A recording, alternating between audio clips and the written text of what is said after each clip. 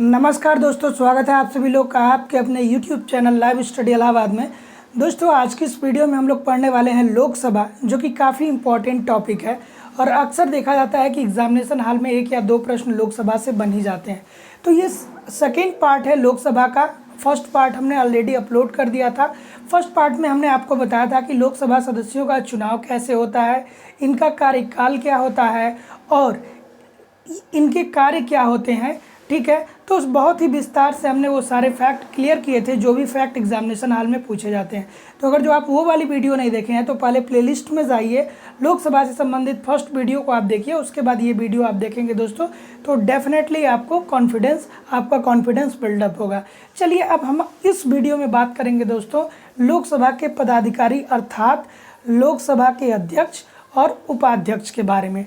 ठीक है दोस्तों, इस वीडियो में हम लोग बात करने वाले हैं लोकसभा के अध्यक्ष और उपाध्यक्ष के बारे में। ठीक है, चलिए देखिए, संविधान का आर्टिकल 93 कहता है, ठीक है, अनुच्छेद 93 के अनुसार यानी 93 के अनुसार जब लोकसभा की प्रथम बैठक होगी तो लोकसभा के सदस्य अपने ही सदस्यों में से किसी एक व्यक्ति को अध्यक्ष चुनेंगे और एक व्यक्ति को उपाध्यक्ष चुनेंगे। ठीक है, अर्थात लोकसभा की प्रथम बैठक होने पर नई लोकसभा जब अपना कार्यकाल शुरू करेगी और लोकसभा की प्रथम बैठक होगी तो उसी बैठक में लोकसभा के सदस्यों का यह कर्तव्य बनता है कि एक अध्यक्ष का चुनाव करे जिसे लोकसभा अध्यक्ष कहा जाएगा और एक उपाध्यक्ष का चुनाव करे जिसे लोकसभा उपाध्यक्ष कहा जाएगा। ठीक है, तो चलिए एक एक पॉइंट करके हम लोग देखते हैं दोस्तों लोकसभा के अध्यक्ष एवं उपाध्यक्ष। ठीक है,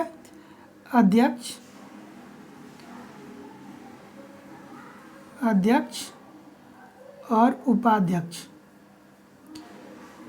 दोस्तों, जिस प्रकार से मैं आप लोग को नोट्स बनवा रहा हूँ उसी प्रकार से आप लोग बनाएंगे तो काफ़ी आपको बेनिफिट मिलेगा।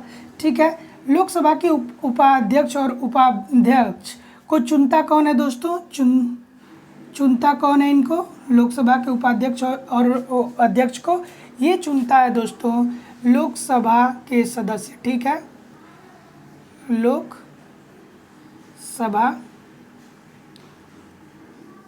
के सदस्य। ठीक है, अब देखिए एक प्रश्न आपका यहाँ पे कंप्लीट हो गया। 2 प्रश्न यहाँ पे बन जाता है कि लोकसभा के अध्यक्ष और उपाध्यक्ष की नियुक्ति कौन करता है या चुनता कौन है? तो वो लोग चुनते हैं दोस्तों लोकसभा के जो सदस्य होते हैं, वही लोग इनका चुनाव करते हैं। ठीक है, चलिए अब किस आर्टिकल में है दोस्तों? ठीक है, इनका चुनाव जो है आर्टिकल 93 में है। ये इम्पॉर्टेंट है, आप लोग याद रखिएगा। 93 के अनुसार लोकसभा सदस्य अपना एक अध्यक्ष चुनेंगे और एक उपाध्यक्ष चुनेंगे। ठीक है, तो ये 93 के अनुसार संविधान के अनुच्छेद 93 के अनुसार। ठीक है, चलिए इतना हो गया दोस्तों। ठीक है,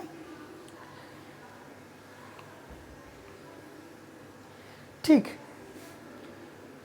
देखिए जैसे एक यहाँ पे और प्रश्न बन जाता है दोस्तों कि लोकसभा जो अध्यक्ष है वो कब तक अपने कार्य पे बना रहेगा। मैं आगे विस्तार से बताऊंगा, लेकिन यहाँ पे आप लोग समझ लीजिए कि अगर जो एक पुराना लोकसभा अध्यक्ष है तो वो तब तक कार्य पे बना रहेगा जब तक कि वो नए लोकसभा के सदस्यों को शपथ न दिलवा दे। ठीक है, यानी जब तक कि नई लोकसभा के सदस्य अपने अध्यक्ष को न चुन लें। ठीक है, तो चलिए हम आगे बताएंगे। अगला पॉइंट जो आता है दोस्तों, ये बहुत इम्पॉर्टेंट पॉइंट आता है। अगला जो पॉइंट आता है वो बहुत इम्पॉर्टेंट पॉइंट आता है त्यागपत्र के मामले में। ठीक है, त्यागपत्र। ठीक है, कि प्रश्न पूछ लेता है। ठीक है, प्रश्न पूछ लेता है दोस्तों कि लोकसभा का सभापति किसको अपना त्यागपत्र सौंपेगा या लोकसभा का उपसभापति किसे अपना त्यागपत्र सौंपेगा। तो आप लोग याद रखिएगा कि लोकसभा का जो अध्यक्ष होगा वो अपना त्यागपत्र लोकसभा के उपाध्यक्ष को देगा और जो लोकसभा का उपाध्यक्ष होगा वो अपना त्यागपत्र किसे देगा? लोकसभा के अध्यक्ष को देगा। ठीक है, तो याद रखिएगा दोस्तों, अध्यक्ष उपाध्यक्ष को और उपाध्यक्ष अध्यक्ष को। उपाध्यक्ष, अध्यक्ष को और अध्यक्ष उपाध्यक्ष को। ठीक है, अध्यक्ष उपाध्यक्ष जो किसको देगा अपना त्यागपत्र, वो देगा अध्यक्ष को, और अध्यक्ष अपना त्यागपत्र किसे देगा, उपाध्यक्ष को। ये लोकसभा के बारे में हम लोग बात कर रहे हैं। ठीक है, तो हम लोग पढ़ रहे हैं लोकसभा के अधिकारी अध्यक्ष और उपाध्यक्ष के बारे में। तो अध्यक्ष और उपाध्यक्षों का चुनाव कौन करता है, लोकसभा के सदस्य करते हैं। और ये आर्टिकल कितने में कहा गया है, ये आर्टिकल 93 में कहा गया है। और अगर जो हम बात करें कि लोकसभा के उपाध्यक्ष और अध्यक्ष को त्यागपत्र, ये अपना त्यागपत्र किसे देते हैं, तो उपाध्यक्ष अध्यक्ष को देता है और अध्यक्ष उपाध्यक्ष को देता है। ठीक है दोस्तों, इतना आप लोग को क्लियर हो गया होगा। ठीक है, ठीक है। अब देखिए एक और प्रश्न बन जाता है दोस्तों कि लोकसभा के अध्यक्ष का कार्य क्या होता है, लोकसभा के अध्यक्ष का कार्य क्या होता है। ठीक है, अध्यक्ष का कार्य, इनका कार्य क्या होता है दोस्तों, ये बहुत इम्पॉर्टेंट है कि लोकसभा के अध्यक्ष का जो कार्य होता है वो क्या होता है। ठीक है,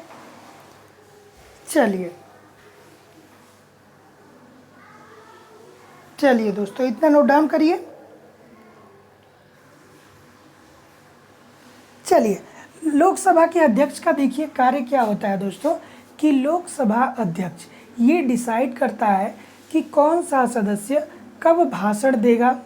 ठीक है, या जो प्रस्ताव पेश किया जा रहा है उससे संबंधित उस प्रस्ताव की वो अनुमति देगा। ठीक है, कोई विधेयक पर या कोई प्रस्ताव आपको पेश करना है तो सबसे पहले आपको क्या करना पड़ेगा, लोकसभा अध्यक्ष की अनुमति लेनी पड़ेगी। ठीक है, और साथ ही साथ में लोकसभा अध्यक्ष ही ये निर्धारित करता है कि आप कब भाषण देंगे, अर्थात संसद में कब आप बोलेंगे।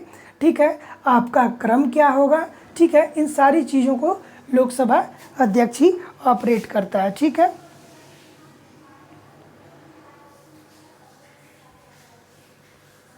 ठीक है, तो नोट कर लीजिए, विधेयक व प्रस्ताव, विधेयक व प्रस्ताव की स्वीकृति, पहला हो गया। दूसरा हो गया विधेयक व प्रस्ताव पे मतदान, ऐसे आप लोग लिख लीजिएगा। दूसरा दोस्तों हो जाएगा कि क्रम, भाषण का क्रम और समय। ठीक है, भाषण का क्रम और समय कौन निर्धारित करेगा, वो निर्धारित करेगा लोकसभा अध्यक्ष। ठीक है, चलिए आगे हम मूव करेंगे दोस्तों। ठीक है, ठीक है, ये जो लोकसभा अध्यक्ष होता है दोस्तों, ये लोकसभा अध्यक्ष के रूप में शपथ नहीं लेता है। ठीक है, अगर जो प्रश्न आपसे ये पूछ दे कि ये बताइए कि लोकसभा अध्यक्ष जो होता है क्या वो लोकसभा अध्यक्ष के रूप में शपथ लेता है, तो नहीं, वो एक सामान्य सदस्य के रूप में शपथ लेता है, संसद के एक सामान्य सदस्य के रूप में, यानी संसद सदस्य के रूप में, संसद सदस्य। ठीक है, अर्थात जो अध्यक्ष होगा वो शपथ किस तरीके से लेगा, वो एक संसद सदस्य के रूप में शपथ लेगा, ना कि वो किस तरीके से लेगा दोस्तों, ना कि वो लोकसभा अध्यक्ष के रूप में शपथ लेगा। ठीक है, चलिए अब हम आगे बात करते हैं दोस्तों कि इनको हटाया कैसे जा सकता है। ठीक है, अध्यक्ष को उसके पद से हटाया कैसे जा सकता है। ठीक है, अध्यक्ष को उसके पद से हटाया कैसे जा सकता है, तो देखिए उसको पद से हटाया जा सकता है दोस्तों 14 दिन पूर्व सूचना देके। ठीक है, 14 दिन पूर्व सूचना देकर, ठीक है, और बहुमत पारित कर दिया जाएगा। ठीक है, बहुमत पारित। ठीक है, अगर जो संसद सदस्यों को अर्थात लोकसभा सदस्यों को ऐसा लगता है कि जो हमारा अध्यक्ष है वो अपने कार्यों का निर्वहन अच्छे तरीके से नहीं कर पा रहा है या उसके अंदर कोई प्रॉब्लम है, तो ऐसी स्थिति में लोकसभा सदस्य क्या करेंगे, 14 दिन पूर्व लोकसभा अध्यक्ष को सूचना देंगे और उसके बाद बहुमत पारित करके उसको हटा सकते हैं। ठीक है, चलिए इतना हो गया दोस्तों, आगे हम बात करेंगे। ठीक है, कि लोकसभा अध्यक्ष, ठीक है, अपना पद कब तक खाली नहीं कर सकता है। ठीक है, लोकसभा पद खाली नहीं कर सकता है, पद खाली नहीं कर सकता है जब तक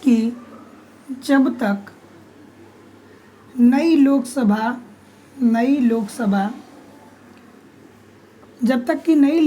न आ जाए और उनका पहला सत्र न चल जाए, यानी उनका पहला बैठक न हो जाए, तब तक वो अपने पद को खाली नहीं कर सकते हैं। चलिए दोस्तों, देखिए बहुत ही आराम से ये जो आपने नोट्स बनाया है, एक बार इस तरीके से नोट्स बनाने का दोस्तों फेमिलियर आप हो जाइए। मेरी गारंटी है दोस्तों कि आपको काफ़ी बेनिफिट मिलेगा। बहुत कम आपको नोट डाउन करना पड़ेगा, बट इन स्पाइट ऑफ आप लोग बहुत सारी चीज़ों को कवर कर लोगे। ठीक है, तो देखिए अध्यक्ष और उपाध्यक्ष हम लोग पढ़ रहे हैं। तो सबसे पहले हम लोगों ने पढ़ा कि लोकसभा के अध्यक्ष और उपाध्यक्षों को चुनता कौन है। इनको चुनता कौन है?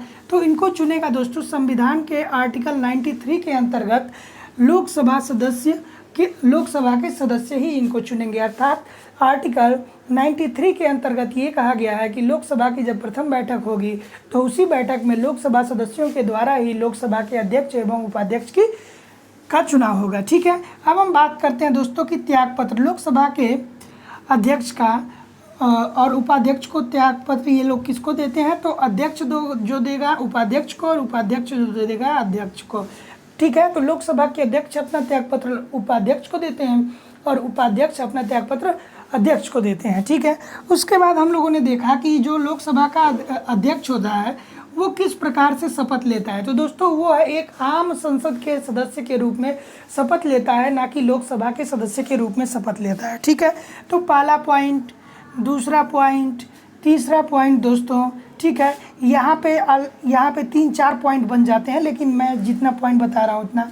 उसके बाद हमने बताया था कि जो इनके कार्य हैं, चौथा पॉइंट, कार्य क्या है दोस्तों? विधेयक व प्रस्ताव पर चुनाव कराना या मतदान कराना और संसद सदस्यों के क्रम या समय को निर्धारित करना कि वो भाषण कब देंगे।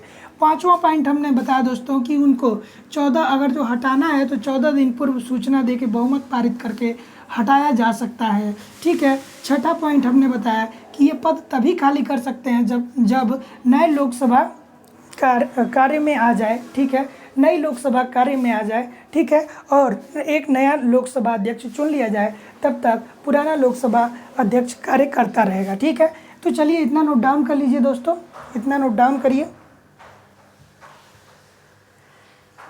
ठीक है, इतना नोट डाउन करिए। अब हम लोग बात करेंगे अध्यक्ष के कार्य के बारे में। ठीक है, कि लोकसभा के जो अध्यक्ष होते हैं उनका कार्य क्या होता है।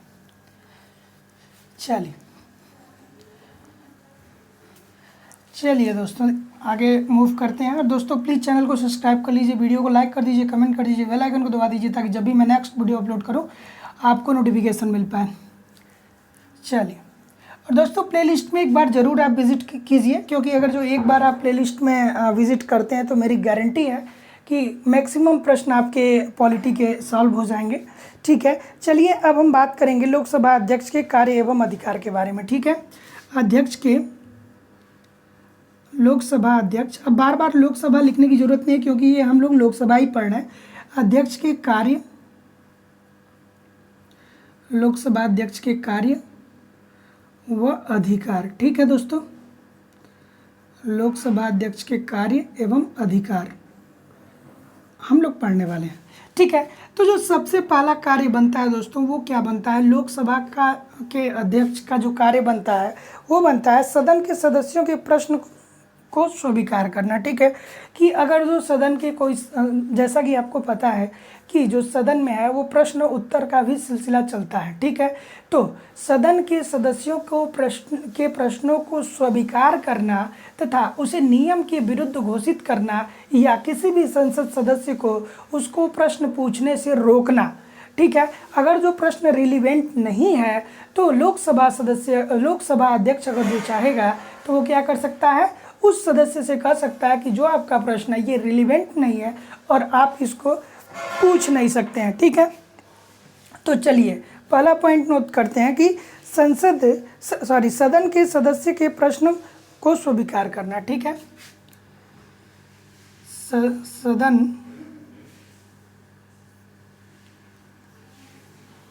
सदस्यों के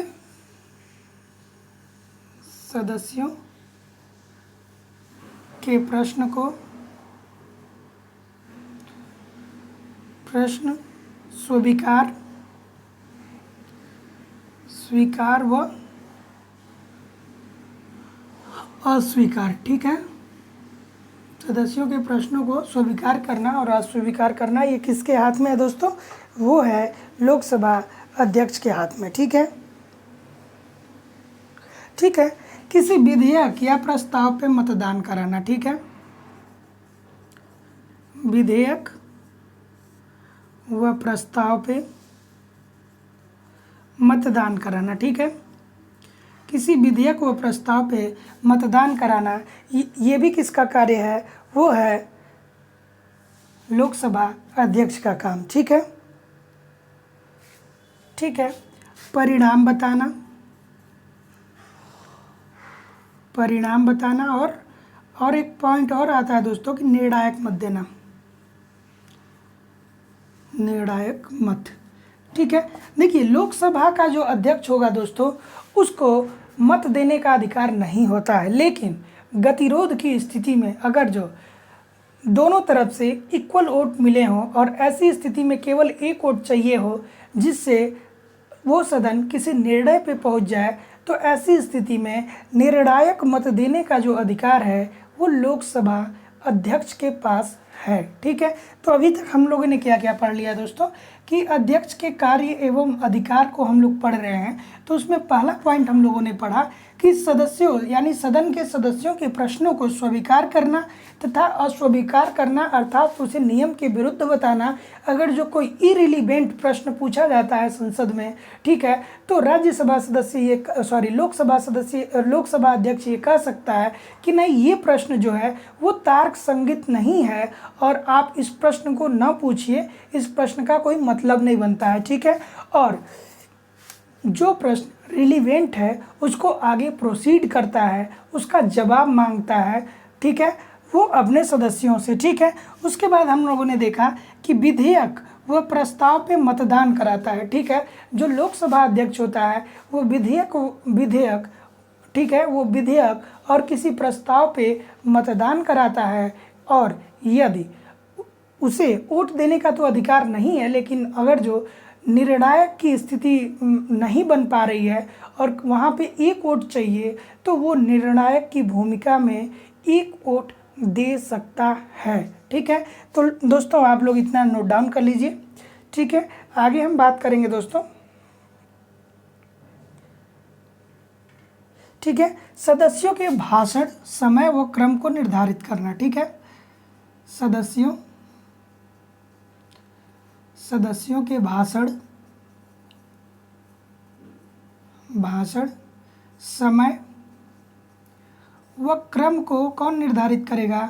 वो करेगा लोकसभा का अध्यक्ष, ठीक है। तो देखिए, सदस्यों के भाषण समय और क्रम का निर्धारण कौन करेगा? वो भी करेगा दोस्तों लोकसभा अध्यक्ष। जैसे मान लीजिए कि हम लोग अक्सर देखते हैं जब लोकसभा का सदन चलता है, ठीक है, तो उस स्थिति में जो हमारे स्पीकर होते हैं अर्थात लोकसभा के जो अध्यक्ष होते हैं वो क्या करते हैं, या सभापति होते हैं, वो क्या करते हैं कि एक क्रम से अपने सदन के सदस्यों को ये कहते हैं कि सर आप आइए और आप अपनी बात को रखिए, ठीक है। तो वो क्रम का निर्धारण कौन करेगा? वो लोकसभा अध्यक्ष ही करेंगे, ठीक है। और उसके साथ साथ उनको भाषण देना है कि नहीं देना है इसका निर्धारण भी अध्यक्ष ही करेंगे और समय और क्रम का भी निर्धारण अध्यक्ष ही करेंगे। चलिए इतना देख लीजिए। अब हम लोग आगे बात करते हैं दोस्तों, बहुत इम्पोर्टेंट पॉइंट है, बहुत इम्पोर्टेंट पॉइंट है धन विधेयक का निर्धारण, ठीक है। धन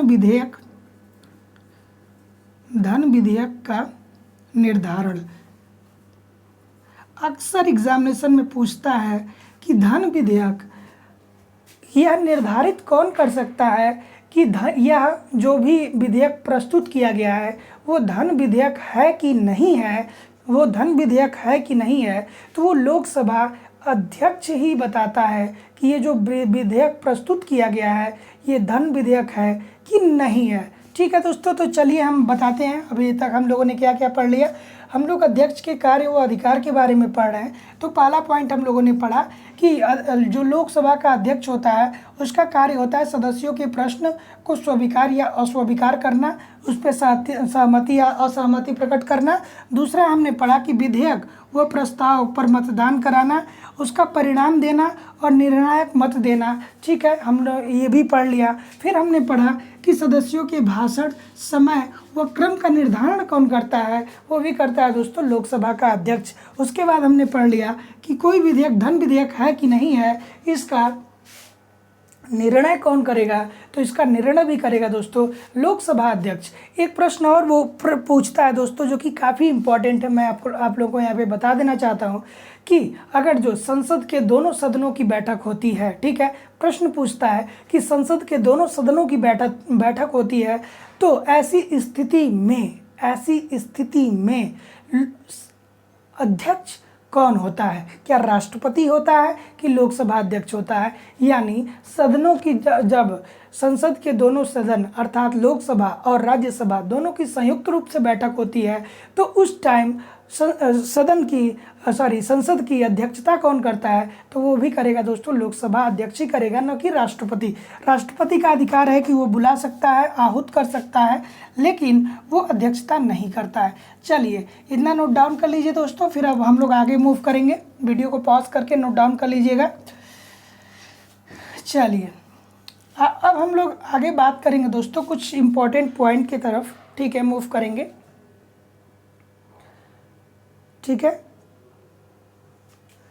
कुछ नोट करके आप लोग लिख लीजिएगा जो बहुत ही इम्पोर्टेंट पॉइंट है, मैं आप लोग को बता दे रहा हूँ, जहाँ से प्रश्न अक्सर पूछ लेते हैं कि देखिए सभापति या अध्यक्ष को, सभापति या अध्यक्ष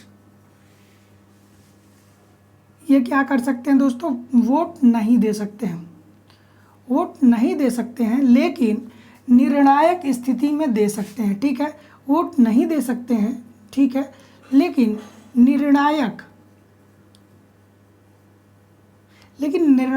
वोट दे सकते हैं। ठीक है, इनको आम तौर पे वोट देने का कोई अधिकार नहीं है, किसी भी मैटर पे कोई भी अपना पक्ष या वोट नहीं दे सकते हैं, लेकिन अगर जो दोनों तरफ से बराबर मत पड़े हों तो ऐसी स्थिति में एक मत अपना दे के अध्यक्ष निर्णय को निकाल सकता है। ठीक है, निर्णायक मत दे सकता है। ठीक है, चलिए अब हम आगे बात करते हैं स्थगन प्रस्ताव संसद का कोई सदन। ठीक है दोस्तों, देखिए स्थगन प्रस्ताव हमने आपको बताया था। ठीक है, स्थगन